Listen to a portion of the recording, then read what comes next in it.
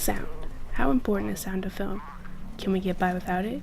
Well, we first have to see how sound is made up in films. There are three main categories. Foley, which is everyday human sounds. Music, that is added to heighten a specific scene or feeling. And sound effects, that give life to everyday objects in their film. Now, all three of these come together to help the viewer feel more engaged in the film. Foley is probably the most important sound, because without it, you have no body movements, walking, or even dialogue. Now, in animated movies like Finding Nemo, Foley is incredibly important because it takes something that isn't real and gives it life for the film. Gary Ransom is an Oscar-winning sound designer and is one of the guys that was creating the sound for Finding Nemo. As you listen here, when Mr. Ray comes down to the sand, it pulls you in and lets you hear what Nemo would hear. Also, if we didn't have the sound of the fish swimming in the water, it wouldn't 100% feel like there were fish in the water. Now, these sounds are diegetic because they're real in the sense of the film. But non-diegetic sounds are not natural to the real-life feel of the film. For example, the music in Jaws is not real if you were actually at Amity, experiencing the shark attack for yourself. Just because it's not real doesn't mean it's not important. Because Jaws has his own score, we know it wouldn't really hit. Now, finally jump out of the water, we can discuss contrapuntal music.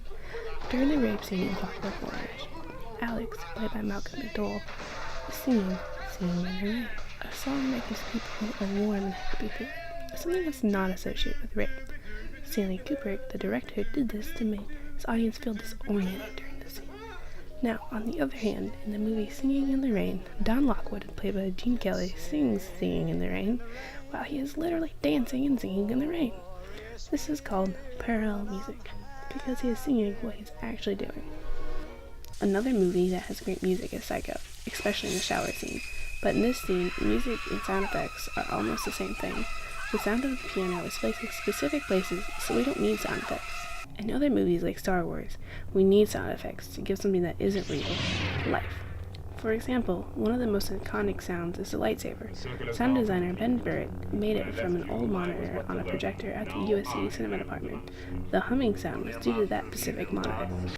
Now, Star Wars has a very iconic sound effects overall. That's due to the fact that people try to recreate them.